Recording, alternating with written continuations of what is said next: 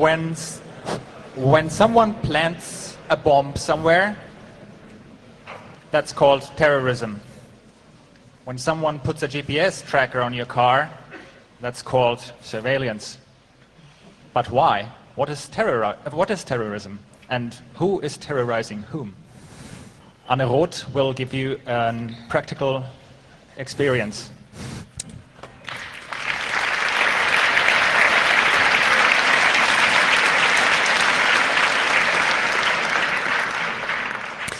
Good evening. On the 30th of July of this year, my son turned 5 years. We had a nice birthday party. He got lots of presents, his first computer. He stayed up pretty late, so did we, then we went to bed. 7 o'clock the next morning, there were very hard bangs on our door, and outside were the Federal Police of Germany, who were about to kick in our door and arrested my partner, Andre Holm, for being a terrorist. That day, a nightmare started in our life that hasn't really finished by now. And I'm going to talk to you about a little bit about the background of this case of terrorism in Germany. The legal proceedings, I'll try to keep that short. I think probably many of you have read or heard something about this. What I was invited here to talk about is that a while after all of this has started, I decided to start a weblog and describe the details, the everyday life of living with surveillance that is directed at terrorists in Germany. I'll give a short overview of why I started blogging. I'll tell you some of the stories that I blogged about and that raised a lot of attention. I'll try to also go a little bit into the reactions that I got, mostly from comments, but also from articles, people talking to me. And if there's time in the end, I'll talk a little bit about what I think surveillance does to you.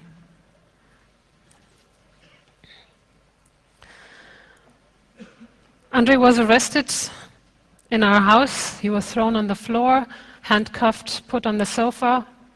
I was told to wake my children. All of this happened with something like 15 armed cops who stormed into our place and screamed at us. I was told to wake up my children and dress them and give them breakfast and take them to kindergarten and then to come back. I called a lawyer, and Andre was taken away to some prison, some police station in Berlin.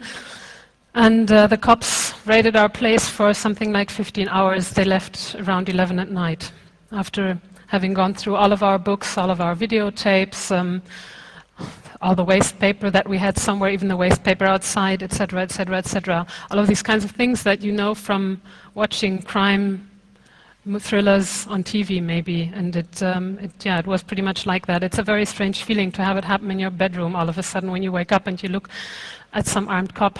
And I think the only thing that I thought was, okay, so this is what that feels like. I think many of us maybe have, or maybe not many of us, but I think some of us, political activists probably, or hackers, I think, have thought of the theoretical possibility that something like that could happen. We all probably make jokes sometimes about funny sounds in our phones, that someone might be listening in, or wondering whether the person who is also in the street might be some plainclothes cop. I think that's something that you don't really think about a lot. But then all of a sudden it became true in my life. My partner was gone. He was flown to Karlsruhe together with 3 others who were also arrested that very same night, who were forced to wear white suits that reminded people of Guantanamo-style suits. And they were then issued an arrest warrant by the Federal High Court of Germany for being terrorists, for forming a terrorist organization called the Militant Group. The legal construction of this case is that allegedly there is 4 so-called academics who formed this militant group, and an investigation against them was started in September 2006, as far as we know. That's what's in the files. And the initial suspicion was based on an internet research. It has been described often as a Google research. As far as we know, it wasn't done with Google, but some kind of software that is used by police. And they were looking for texts to compare them to declarations by this militant group and to do a linguistic analysis to find out whether these 4 academics may be the authors of those texts. What they were looking for were words like gentrification, precarization, frame of reference, many other words that probably very many people use, and someone has said that probably through this case now gentrification is much better known than it was ever before. They were looking for text by specific people, which leaves the possibility to say that if you publish online, and if you use your real name, and if you publish on certain topics, then that already may be the reason for an initial suspicion by the Federal Police of Germany whether you might be a terrorist. Another reason given in the arrest warrant for arresting Andrei was that he matched what the police consider some criteria they think the militant group fits, which is he had a lot of close friends. He has an extraordinary political and historical knowledge. He had no police record. He is able to write analytical texts, and he is not a member of any specific part of left-wing movements. These are the criteria that they are looking for when they look for the militant group, that they have been looking for, as far as I know, since 2001, and there is another investigation against other people who are also accused of being militant group, and so far they haven't really found anyone, I think. The third criteria for the arrest warrant was that allegedly they were using what is called conspirative behavior. For example, they didn't take their mobile phones to some meetings, or they made dates with friends and didn't explicitly say when and where exactly they were going to meet and why. For example, if you call someone and say, why don't we meet tomorrow in the same bar we always meet, that is considered conspirative behavior. Also, if you meet a friend and you go for a walk and then sometimes you turn around or you turn around again, this is considered looking out for someone who might be watching for you, meaning you are aware that someone might be watching out for you, and that is conspirative in itself and is a reason that was given in the arrest warrant by the Federal Court of Germany to actually send Andrei and the 3 others to prison. The 3 others that were arrested with him were allegedly caught on the road after having tried to set fire to 3 army vehicles. And they were arrested, or they were followed as far as we can tell, because one of them allegedly has met Andrei twice, once in February, once in April, and in this way got into the attention of the cops that were following Andrei around. And because these 3 met, or one of the 3 met with one of the 4, it's a bit tricky, like there's 3 people who were caught trying to set fire to army trucks, and they are now terrorists because they met with one who is part of 4 people who have been considered to be terrorists since September last year. I know this is not easy to understand, but that's the way it works. 4 terrorists, 3 arsonists, this is in brackets, make together 7 terrorists who still now are under investigation.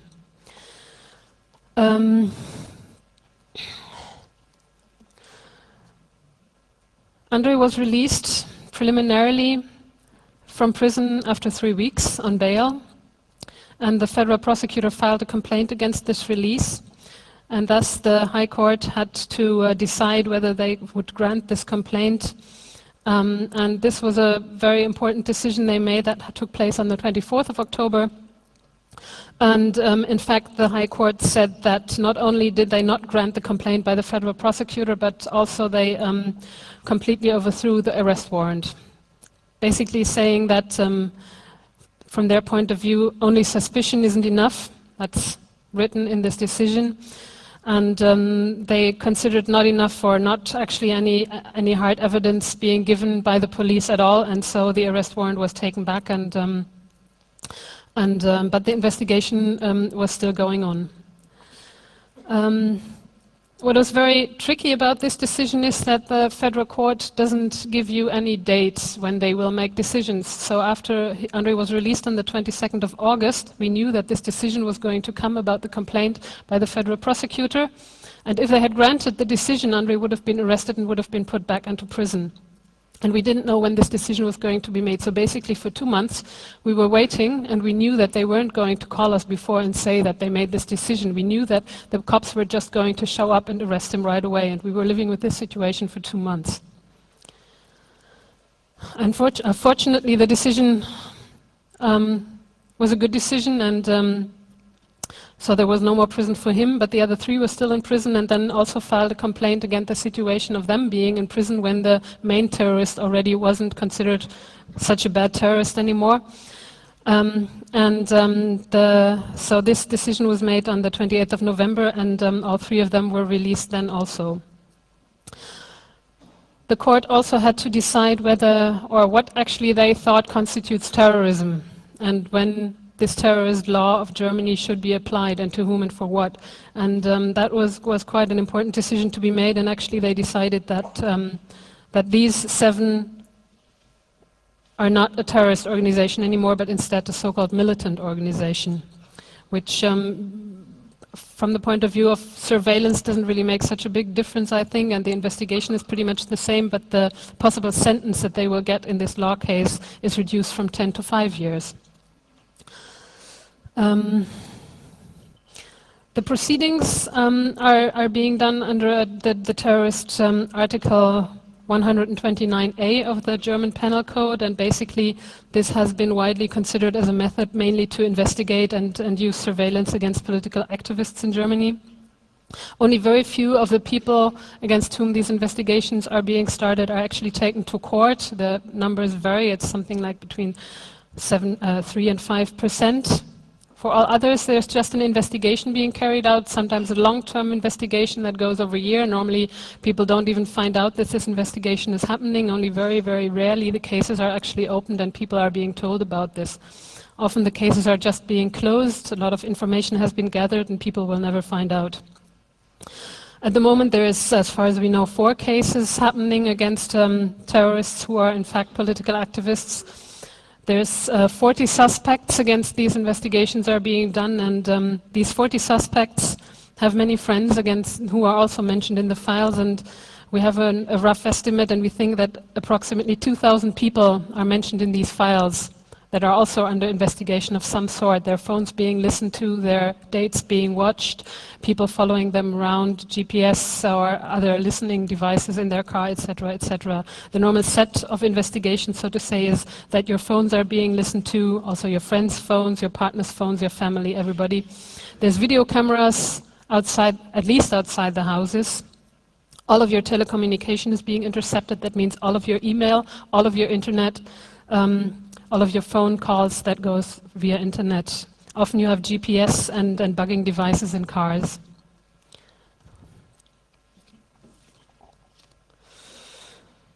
Andrei was in prison for 3 weeks, and I realized after a few days when he was arrested that my life had changed into something very different than it had been before.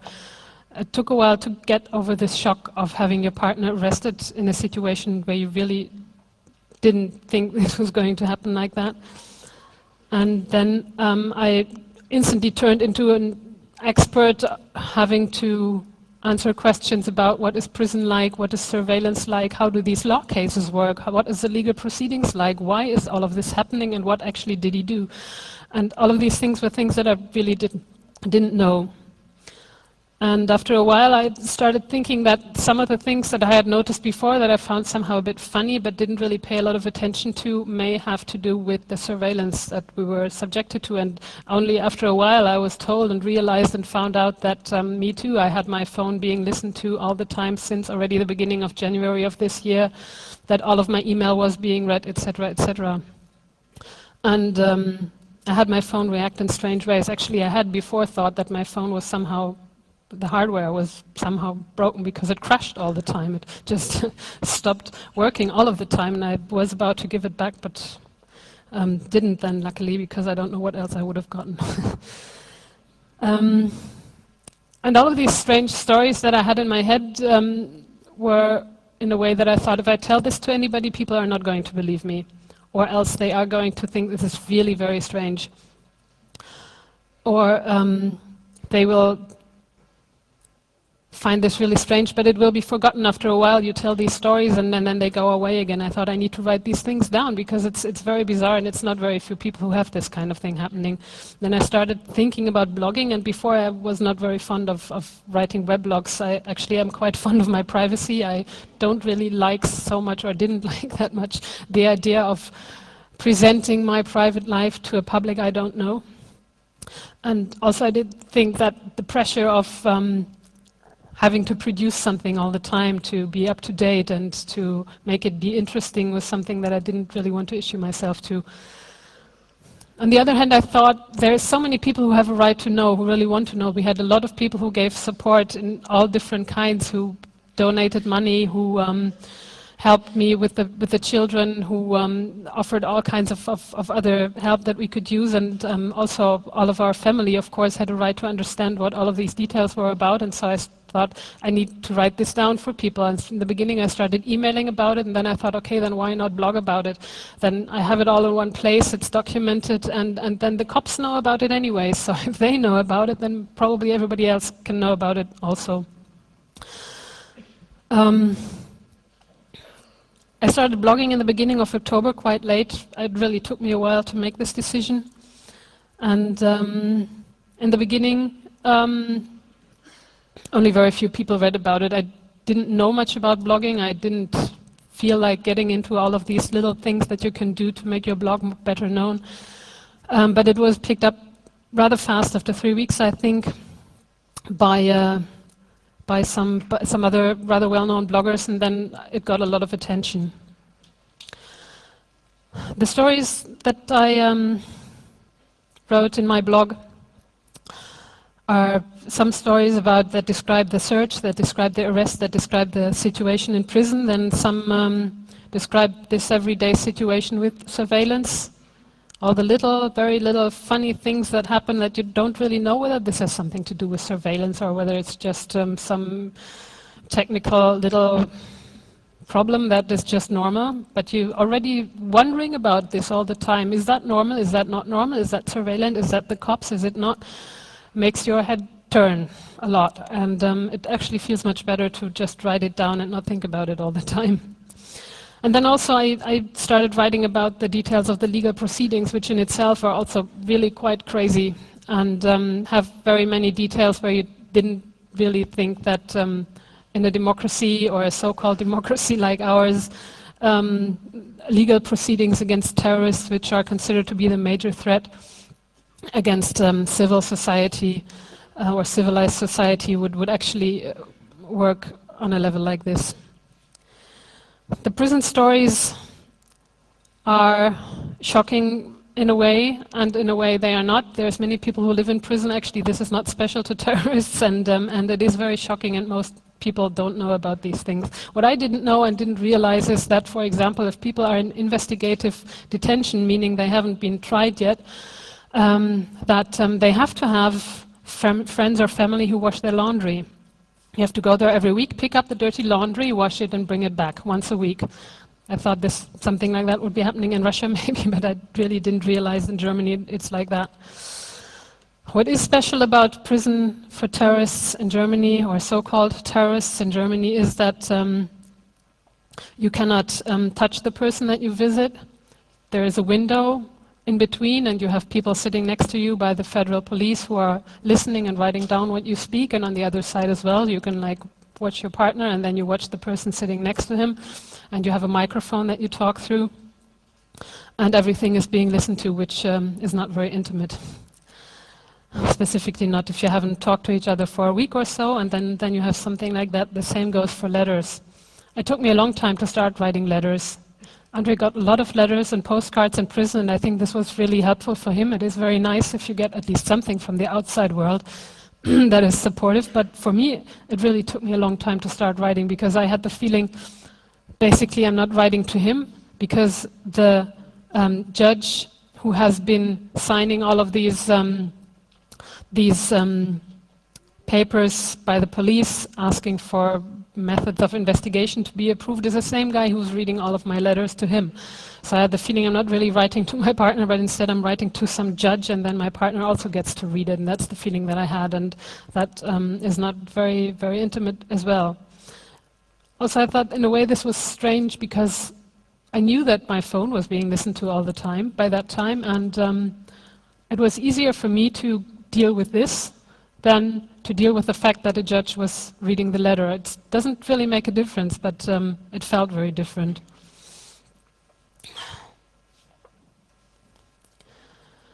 There's many more things to be said about prison, but not today.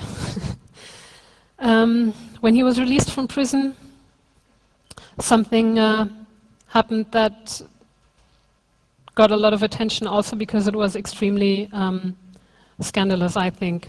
And he was released from prison 3 weeks after he was arrested.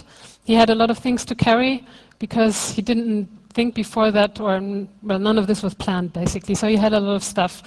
His parents and I were picking him up from prison, and he had 2 big folders with files because he had just gotten those to prepare himself for other decisions to be made. And so, of course, the prisoners have a right to see their files. And his mother had a black bag that she normally uses for shopping, and so she gave him this black bag to put his files inside. And we went home. And the next day, he called his mother on the phone saying, why don't we all meet next Sunday for some coffee and cake, and you come by and the children, and we're all together and have a nice, very quiet and friendly and relaxing Sunday afternoon. And what happened then is that she also was not yet quite used to being listened to on the phone, and she didn't realize then that you shouldn't really be either ironic or too non-explicit when you talk on the phone while the police is listening. And she said then, also I would like to talk about the content of the black bag.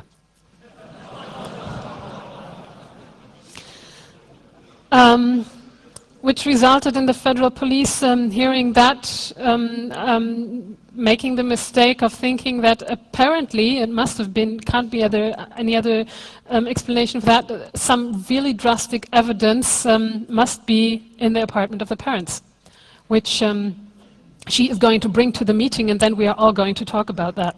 I don't know exactly how police think terrorists work, but the idea that you would put something very dangerous that you use for terrorist attacks in your parents' apartment and then talk about it on the phone is something I would not really imagine to happen, but apparently the police thought that is quite likely, and so they started following his parents around. They were included in the observation. They had actually considered raiding their apartment because of that evidence, and the idea was that they would stop them before they came to our house with this black bag of this really dangerous evidence and search their bag. For some reason, they didn't manage. These are 2 elderly people, very friendly. They don't usually run and jump, and it's, I think, not very difficult to just stop them in the street, but they didn't manage. And then, and this is written down in the files very nicely, and actually I thought that was really nice because it gave us something to laugh about. Several hours of phone calls Sunday afternoon. The federal prosecutor of Germany was busy and in her office, and the federal police was busy and in their office, and they had lots of phone calls going back and forth. Who was now going to go into our place and search? Because they had decided another raid was necessary because this evidence must be so important that they really need to get it. And several hours later, we had eaten all the cake and we had had our coffee and we were just about to go for a walk. Another bang on the door, and again the federal police searching our house, wanting to have a look at the black bag. And at that moment I really thought, this is a very strange game. We showed them the content of the black bag. We had a little screaming match because, again, the children were in the apartment. Again, we have lots of police, well, not as many, but police with arms who stormed into the apartment, who demanded that their orders were followed right away, and I wanted the children out. Our children are small. I don't think they need to see all of this. I don't think they need to make these experiences, and of course that was...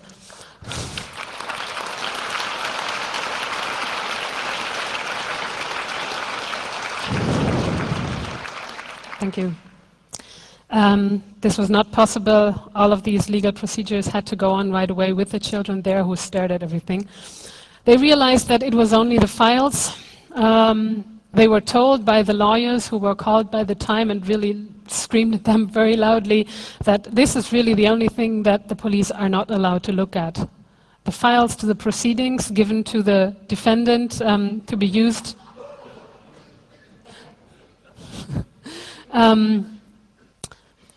as a defense material, and that's something the police are not allowed to look at, but they did anyways. And then there were two police officers who kind of walked through our apartment and didn't, it was obvious and visible that they also didn't really believe in the necessity of this thing and didn't feel very comfortable. That's one of the stories that I wrote, and that was considered rather amazing by a lot of people. Another thing that I thought was quite bizarre to see is that we had video cameras before our house and behind our house that were videotaping everyone who was coming in and who was going out, and in a very detailed way. At 3 o'clock, Andre home with 2 children goes out, and 3:10 he and 2 children come back, and long lists of descriptions of stuff like that. They had put up the video cameras apparently sometime in the winter and hadn't realized that during spring trees tend to grow leaves.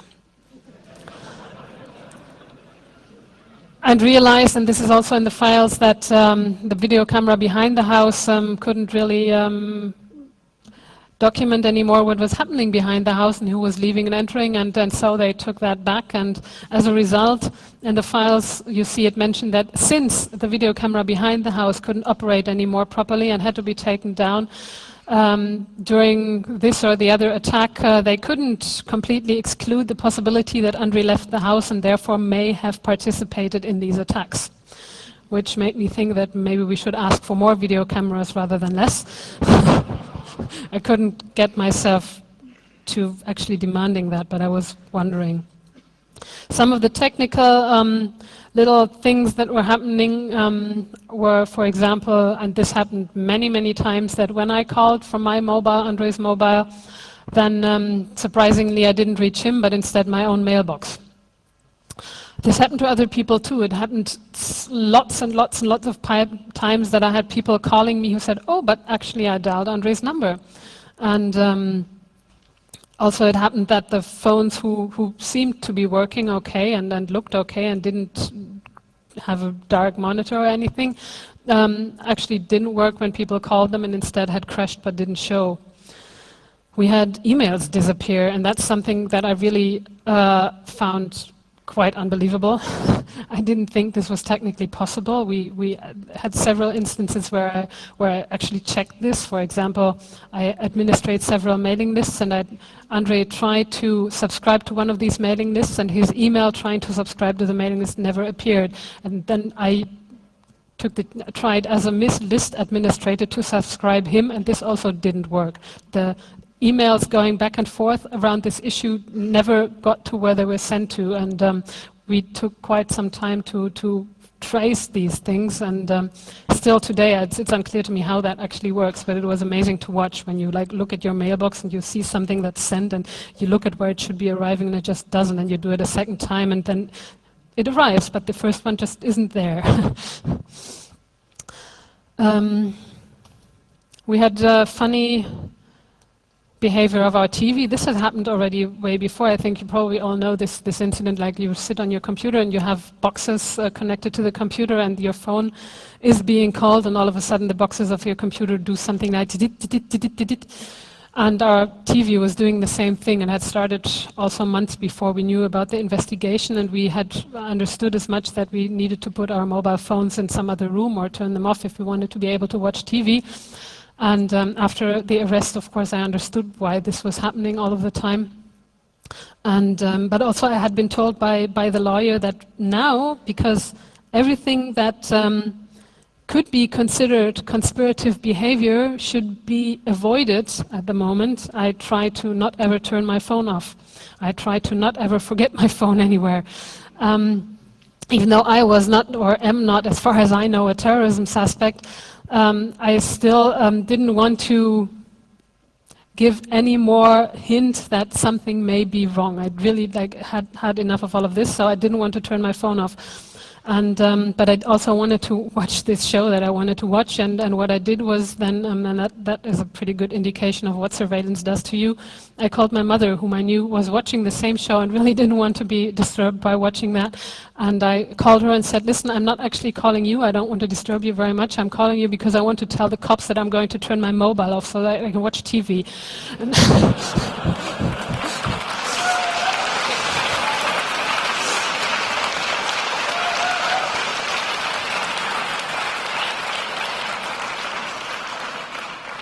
I felt a bit funny doing that. The really funny thing, though, is it worked. I didn't need to turn the mobile off. The did just stopped.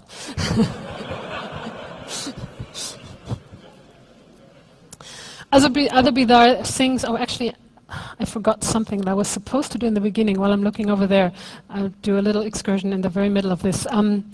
Law cases, legal proceedings, as you can all imagine, are extremely expensive. We need more than 5,000 euro a month to pay all the lawyers. I have a little box for donations over there, and it would be very nice if you could pass them around and donate a little bit, because we are not rich. Thank you. Now I'll go back to blogging about funny things.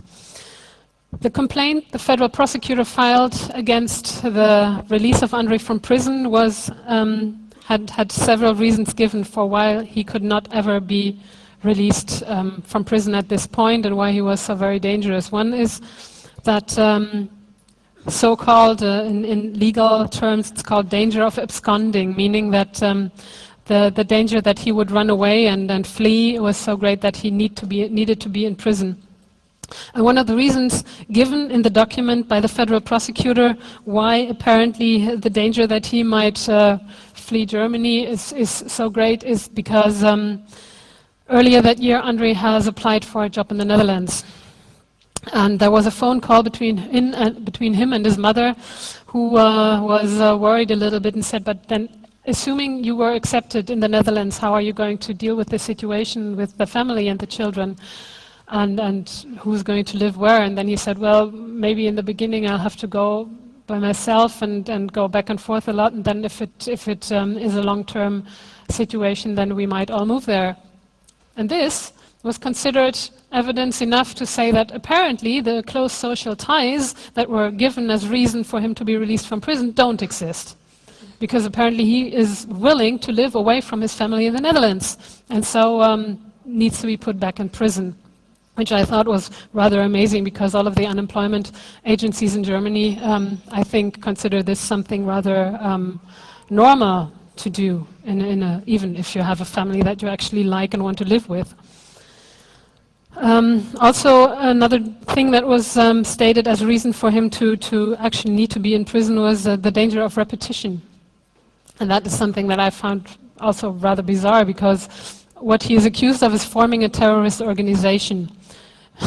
Meaning that the danger of repetition, and this is actually stated also quite explicitly, means that once he's out of prison, there is a danger that he might just go out and form just another terrorist organization.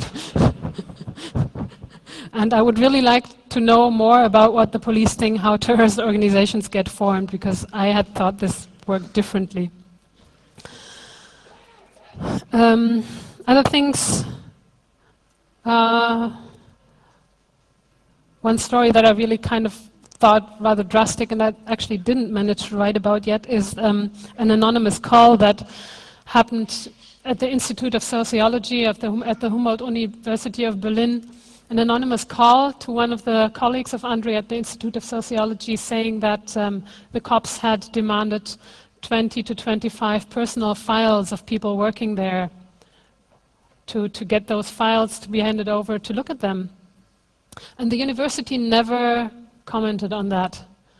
And we thought that is really rather drastic, to have one sociologist being accused of terrorism and have his life being investigated in such a way already raised a lot of attention. The idea that 20 or 25 other intellectuals or academics are being subjected to this kind of investigation just because they are sociologists and work with Andrei seemed rather rough. Again, the university never never confirmed this information. It was just an anonymous call. It may have been made up, I don't know, but I thought it was, I can imagine it's possible. Also, Andre's account to the network files that he has at the university and to his email on the server at the university. While he was in prison, the account, the password was changed, which normally can only be done by the person themselves. Of course, you have this rhythm when you have to, like, sometimes when you have these big servers, you have to change your password, or you're asked to do another one every so many months. But this clearly happened, and that's documented while he was in prison. We contacted the data protection, what is that called, authority of the university as well as Berlin was contacted about this issue, because it is rather, I think, not really complying with data protection regulations that someone breaks into network files of the university and can access the files not only of this one person but of the whole department of the university. And what came out of that is that yes, the password was changed. Yes, somebody probably messed with all of these things. It cannot be proven how this happened. We don't know who that was, and the data protection authority said that there's different possible ways of doing that, either pressurizing someone who has access to the password or real hacking, but since there is no proof, there is no case made out of that. But this apparently, I'd say, is rather evidently one of the methods of the policing of the police trying to get information, which I thought was rather strange, because the legal possibilities that they have are already rather wide, and then to use methods that are clearly illegal seemed surprising to me. These are some of the stories, and there's many more in the blog. Most of them are in German. I'm really sorry about that. I would like to have time to translate all of that into English or write both English and German, but my life has been rather intense and I just didn't manage. Maybe someday I will. The reactions to the blog were surprising to me. I didn't expect to have so many reactions. I didn't really think that this would cause so much stir up. People who read it in the beginning were friends and family, which was my intention, because, like I said, I wrote these things down to tell people who I knew anyways, and to not have to repeat these things all of the time. And then, of course, bloggers, other bloggers. I started to get to know the German blogosphere better than I did before. And then there's people with an affiliation to new media and technologies who are reading my blog. And of course, people who follow the legal proceedings. I think these are basically the main groups who are reading what I write. And the reactions, there are several types of reactions. Lots of people were extremely shocked. There were many people who said that they find this especially shocking because they thought something like what's happening to us only happens in totalitarianist states. Some even compared it to fascism, which I wouldn't do that, but it happened several times. A comparison to the Eastern Bloc, to China, Korea, Russia was done several times. One quotation, I would never have thought that we would get this far in our democracy. Other people considered it to be very brave to do a weblog about surveillance like that. There was also some more theoretical thoughts saying, for example, is it dissident to blog about everyday life? And I'm thinking about how blogging is a dissident act in itself. Others said it's a way to gain back autonomy when you're living a life of total control. There was another group of people who very explicitly said that they were afraid to comment on my blog as a part of my blog, or even to link to my blog, or even to look at it. As a part of this law case against the so-called militant group, it became known that the Federal Police of Germany has done a so-called honeypot and has some information about the militant group on their websites, but they log all the IPs who look at that website. And so people very clearly drew the parallel, also saying that if they just look at my blog, they will probably also be under investigation. And actually, I thought that for the people who said that they really worried about whether it was okay to add comments, to do that as a comment, I thought that was rather a little brave step to do as well. And then the obvious also happened, and this is something that I was rather afraid of in the beginning when I wasn't so sure whether it's a wise thing to go public with all of these things. There's the discussion whether actually I'm just paranoid with all of these things, and that, like, of course phones can crash, and of course phones make funny sounds, and your TV makes funny sounds, and sometimes there's technical problems, so you call somebody else than you originally wanted to. All of these, of course, can be technical mistakes.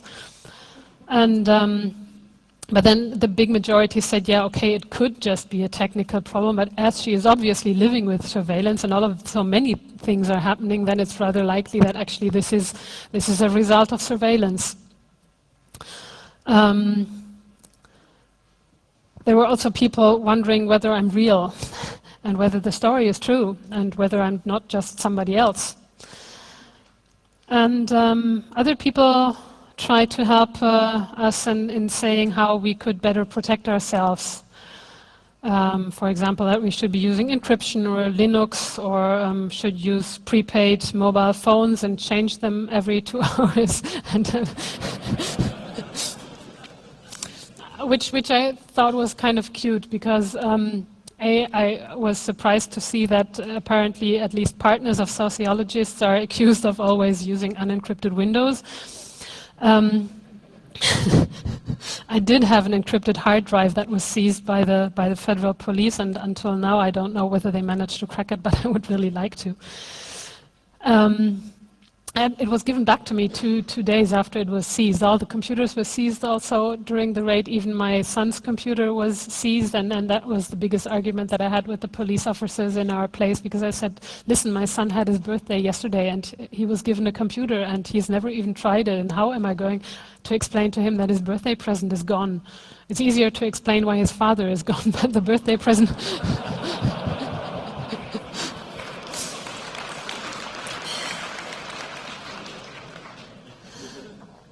And after 2 hours of reasoning about this, they agreed to just copy it, and they gave it back the same evening, and my son never knew. Anyway, we had all of these people telling us how to protect our privacy, which I thought was very nice. And on the other hand, I thought maybe this is the worst possible moment in my life to start protecting my privacy more, besides the fact that I don't really think it helps in this situation, because assuming that we probably have keyloggers and all kinds of listening devices and maybe even bugs in our room, and I'm pretty sure that pretty much everything police can do, they have tried on us. So I'm not quite sure it's worth it spending so much time now using more encryption, because at the moment my point of view is that assuming they know it all, personally, I don't think this can be criminalized the way we live. I'll not even try to hide anything at the moment, at least, even though generally I do think people should protect their privacy as much as they can.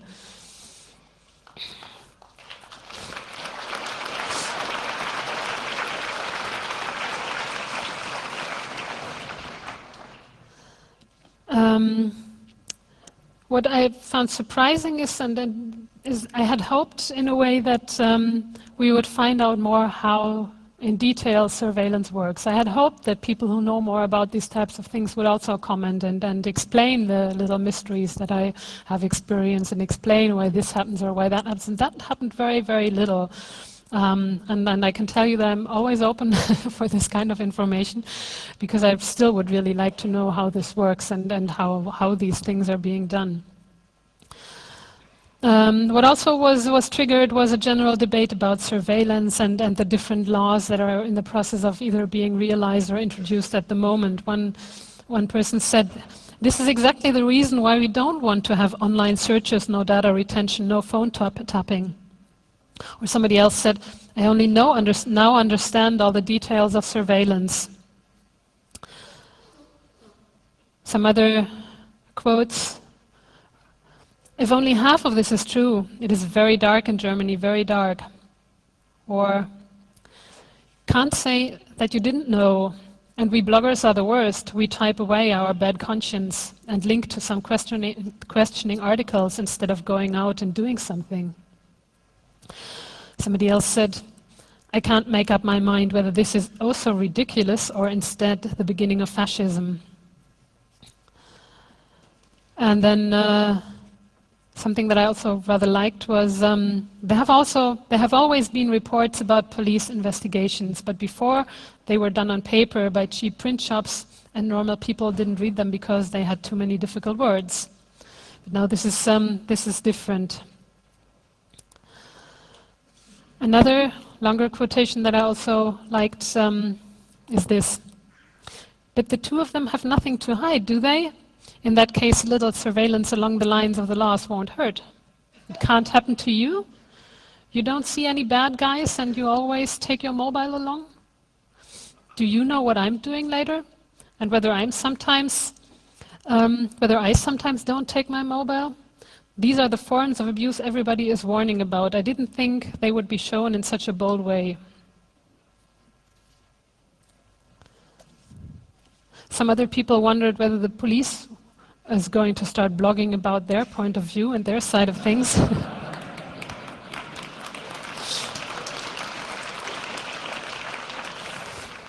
As far as I know, they didn't, or in a very conspiratorial way. I didn't notice, but if you find out, please tell me.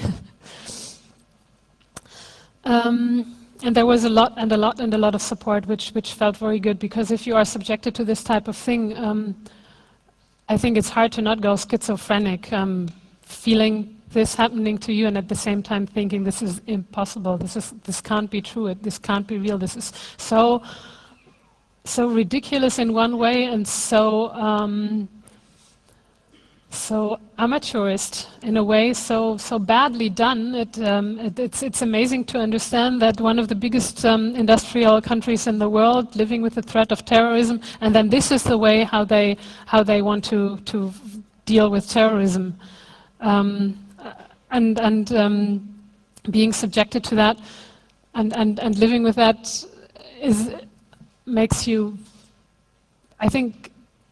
Well, let's put it differently. I think if I didn't have children, I probably would have gone crazy. I imagine that if people, and there are so many people living with this kind of thing, and I think you can't react in any other way than going extremely depressed or really going crazy, because it's hard to understand that this is actually real, that this is serious, that this is the way police are doing this type of thing. And I think my children forced me to just function and to just go on and make breakfast in the morning and to pick them up from kindergarten and just play funny games and do normal things. And I'm very grateful that this was the way I had to live my life then at that moment.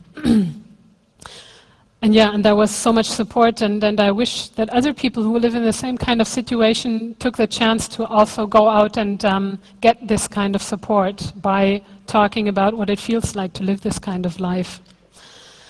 What I'd like to say in the end, and I really need to finish, is that other people have asked me whether I think our behavior has changed with the surveillance, and I have asked myself whether I think my behavior has changed with surveillance. And in a way, I think for the most things I'd say no. But then again, I think it's not true, because what happens is that you constantly think about it, you constantly control yourself in the things that you do and how you do them. For example, I'm extremely curious. Like when I am in the street and somebody goes by, or I have to stop for some reason, lock my bike or something, and something moves, and I just, without thinking about it, turn my head. And now every time I stand and lock my bike, I don't turn my head.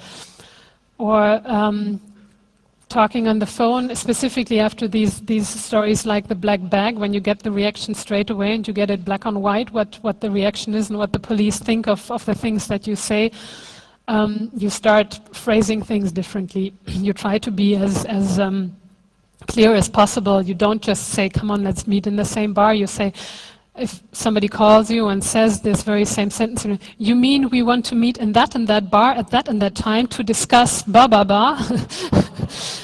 Um, or you really try to not make any jokes because that is quite evident that police are like they don't like irony. And they really don't understand irony, really, like, because these things are written down apparently, and you cannot transmit the tone, and then that would be the nicest interpretation of what's happening. They don't get when you joke, so you just don't joke. You are very serious. You are very matter-of-factly. You describe exactly what you want to say, because in the back of your mind, you always read how they would write it down, and that is still happening with me whenever I'm on the phone. I think about what they would be thinking and how they will comment what I'm saying at the moment, so I try to phrase it in a way that it is not ambiguous. Also, I remember several times I said something and then in the very same moment I thought, oh my God, no, you can't say it like that. For example, I used the pronoun we several times when I described surveillance measures on the phone, and I said, so this is now, if this and that is happening, they will again think that we are planning attacks. And then I think, oh my God, but I'm not even accused of planning an attack.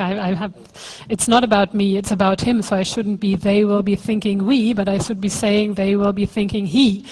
And these little things, like you talk, you think about what you think about anyways, and at the same time you think also how they will think about it. And that is rather straining, and it does, of course, change the way you behave on the phone. On the other hand, I try to not change too much. For example, I still fight with people on the phone when I'm angry, and I know other people don't do this kind of thing. I did get new curtains for our apartment because the feeling of having a video camera outside that watches everything that you do is rather not very nice to have. In fact, I mean, I don't know whether we have bugs in the place. After now, I have just recently read some articles about some cops dreaming of having cameras inside apartments, and then this is just the legal part of what the federal police can do. Then there's always secret services who do things that you don't know about, and usually it's more and it's worse than what the police do. So I wouldn't be too surprised understanding that also there's cameras in our place, but I don't know, of course, and that is a very uncomfortable feeling to never be by yourself wherever you are. I finish now because there's only 5 minutes left. And I hope that you have some questions or comments to what I have to say. Just 2 little announcements. Because all of this is about terrorism, and because the High Court also has had to decide what terrorism is, we have published a contest on the question, what is terrorism? And we are still looking for contributions by people. And I would like to ask you all to think about what you think is terrorist and what terrorism is, and you can find all of this on our website. Also the contributions by other people, and we are looking for more contributions, and we have very nice prizes to win. And I'll stop here. Thank you.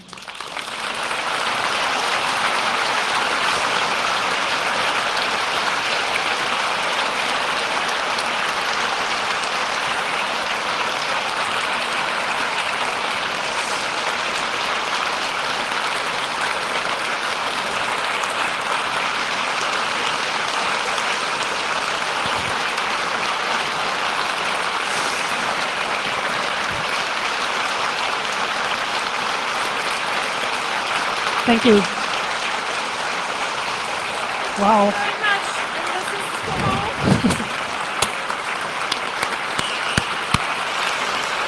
Thank you.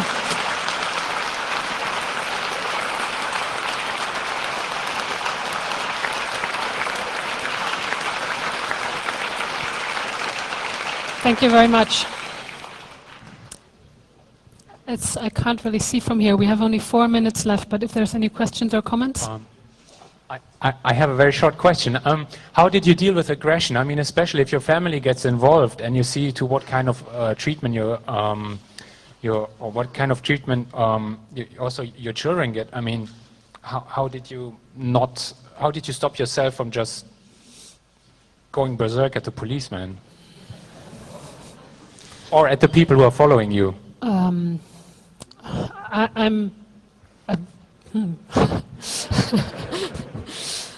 Well, there's two easy answers to that. One, it's really not wise to attack policemen.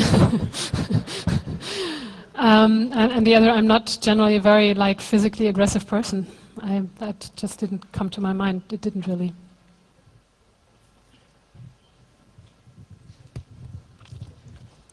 Hi, is this micro on? Yeah, right here.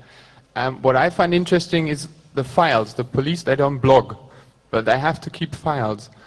How does one get to see these files, and do you happen to know what the police have to keep in their files? What do they have? Do they basically, for example, if your place was bugged, then they would have to write that down, wouldn't they? Yes and no. The files are the normal files to the proceedings, and of course the defendants have a right to see their files to defend themselves in court, which is how we got to have the files. You are not normally entitled to, anyone is not entitled to have a look at these files. It's not public. And as far as what they have to put in there and what they actually do put in there, we know that there is many more files that we don't have. We only have, I think, something like 35 folders, but it's very obvious that not everything is in there. Also, it's clearly not only the police who are doing the investigation, but also secret services, and they are not obliged to give you what they have. So that is what we don't know.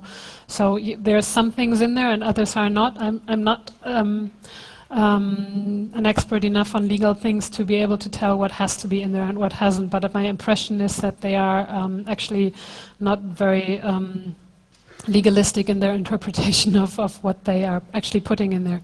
Yes, what I've learned tonight is basically that we have to, what interests me is to look into what is actually to go in these files, because we, as the people, need a way to monitor the people who monitor us.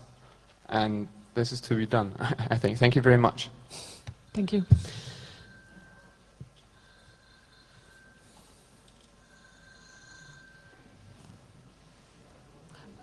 I think this was not a question, so maybe the next comment.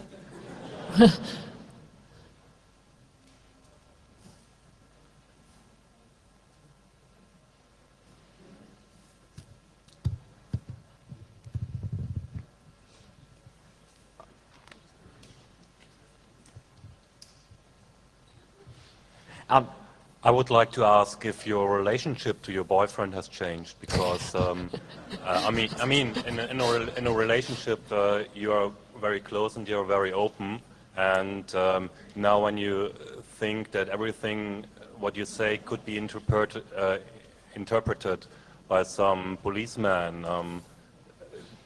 do you have the feeling you can't say your boyfriend everything you want to? That's very difficult to answer, because relationships change anyway, so it's very difficult to answer in a way. I think it hasn't really changed much, because, like I said, I still fight with him on the phone if I have the feeling I have to, because I don't want to let that even be taken away from me. It has changed in a way that the situation that we've been through in the past half year is extremely straining for all of us, and I think no relationship will go unchanged with a situation of pressure like that. But given that pressure, I think we were doing extraordinarily well. And I think we are both trying very hard to stay as normal as possible, because it does move you closer when something like that happens, I think. Thanks. Did you ever try to fight back against what police was doing in the illegal time? So if they were looking at files they would not be allowed to look at, or, you know, like just go to court and say what you're doing is not allowed? Did you try doing that on several times? Yes, of course, the lawyers are taking care of these kinds of things, yes. Like, I didn't grab the files because I still, again, don't think it's wise to start fighting with federal cops who are in your place, but the lawyers are doing that. Okay, just for the record, who is tracking you right now?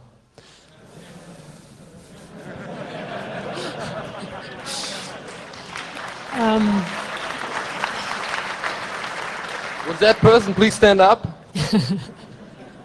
Well, it's easy. They can use internet stream, you see.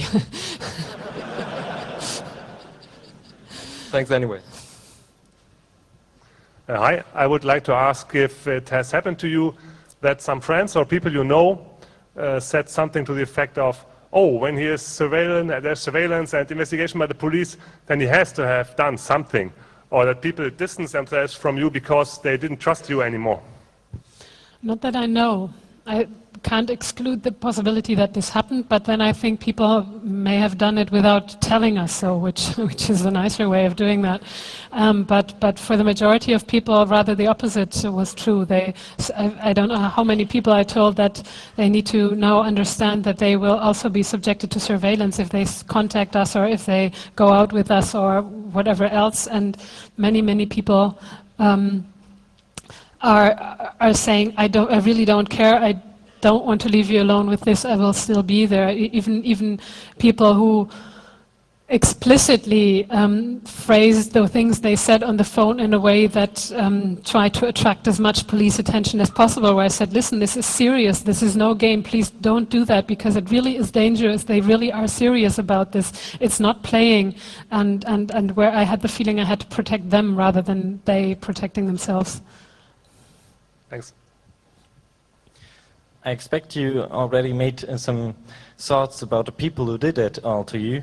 So I wanted to know, what do you think about these people? Because every normal person would believe a guy who does anything like that would be insane. You know, there's, I think, probably thousands of policemen out there. And it's their job, I guess. Yes, but if how it all started, you know? In my opinion, it's even crazy that you make a war because there was something like the 11th of September.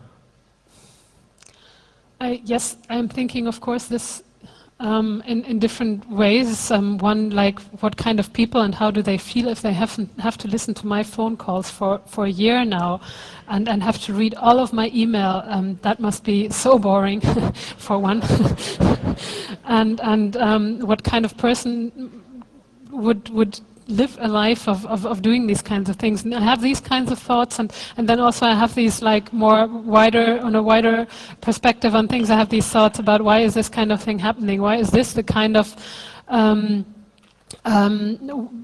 method that this country uses to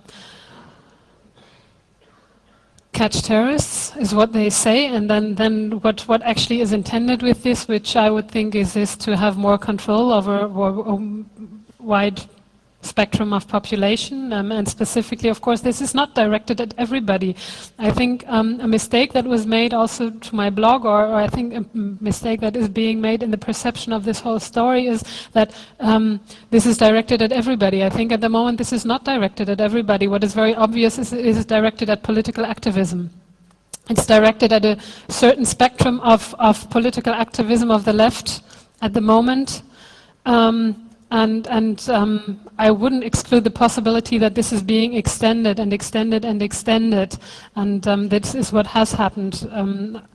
And then I think my thoughts are the same than everybody else's who starts wondering about the policies of security and surveillance and control in our society that are going in a direction that I perceive as extremely dangerous, but not because I happen to be subjected to it in a very personal way, but because I think it is extremely dangerous for the society as a whole, and I think we probably, or I hope most of us agree on this.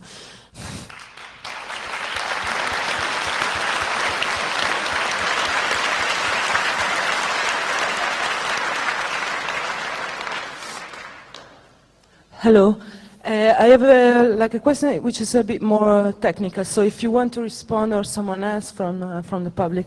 So I was thinking about what you said about your telephone and the interference with the television, and I'm asking myself whether is it. Of course, your SIM is under control. No, your telephone number is connected. But is there anything also in the physical object telephone? Or is it only in the SIM that the control goes through. Like that's, what was your impression? Do you have the impression that in the physical telephone object there's a controlling device or no? Just I have no impression because I never looked and I'm not an expert enough to be able to detect these kind of things. I think there's many people here who are able to answer these questions better, but I would also like to know more about this type of thing. Okay, thank you. I'd just like to make a comment actually and say I really salute your courage. I used to work on the inside. I worked for MI5 in the UK for a number of years and then blew the whistle with my partner David Shaler, my ex-partner. And I also salute your courage in fighting for your man because we went through something very, very similar. So thank you for standing up for our rights. Thank you. Everything you've been talking about tonight in terms of surveillance is all too true and it can be worse. So just keep on fighting, that's all you can do. And please, everybody, please keep on fighting because, again, what you're talking about is an erosion of all our basic freedoms. And it may just be the left at the moment, and it has been the left for decades, but it will creep out in this unending and illegal war on terror. So please, everyone, keep fighting back. Thank you very much. Thank you.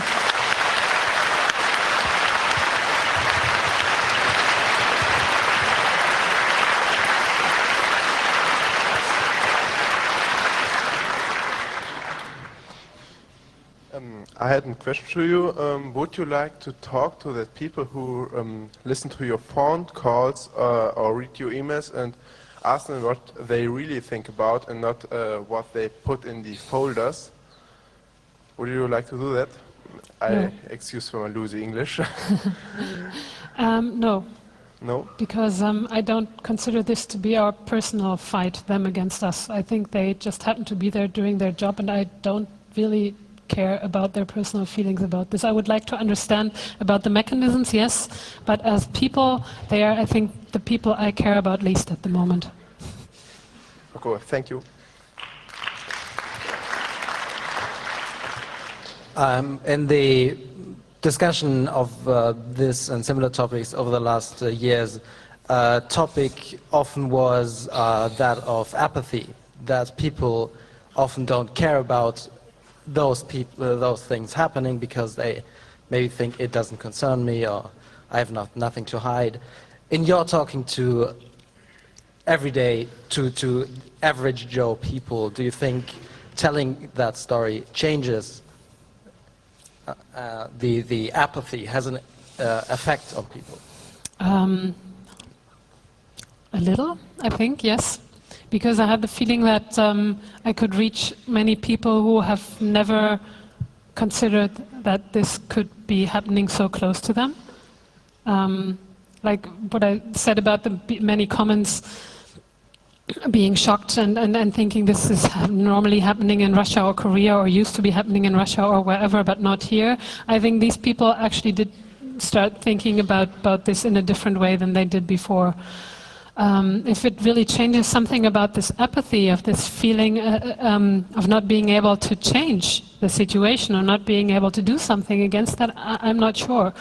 I would hope that it does, but yeah, I don't really know. I mean, in a way, our situation coincided, for example, with the big demonstration against data retention in Berlin in September and a debate about the so-called terrorism of the left in the 70s in Germany, plus the debate about online searches, like very many issues that are somehow related.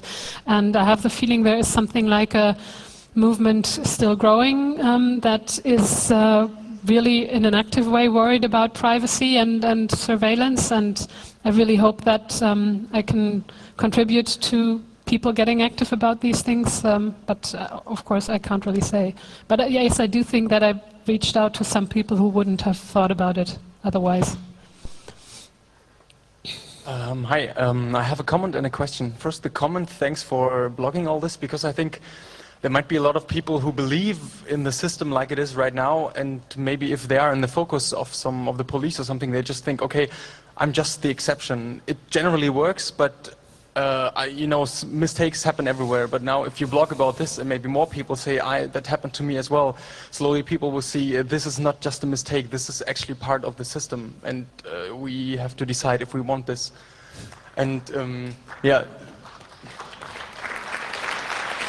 I think And the question is, you said you had no time to translate your blog posts in English, so a pragmatic question is, do you maybe need people to translate your blogs, your posts into English, maybe like the past ones, or from now on? It's, just I would appreciate that very much. I would feel a bit strange because I mean, I can speak English and I could be writing in English, but yes, there's many people who don't understand German who said they are actually very sorry that they can't read my blog. I guess so this is more about time and nerves than speaking English. it would be very nice if people would help with that, yes. I mean, there's a room full of English-speaking people here, so...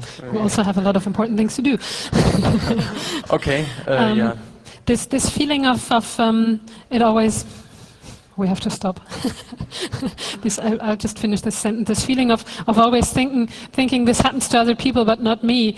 I think you will never get rid of that. I had this myself. Even when the police were storming into my bedroom, I had this feeling, okay, so this is what it feels like. And at the same time, it felt totally so unbelievable that I had the feeling that I was completely like distancing myself out of that scene. I was from that moment on watching myself in some funny movie, but I had the feeling I'm not really there myself. It's not me. It's not happening to me. It can't be happening to me. And I think we all always think, can't be me. It must be somebody else.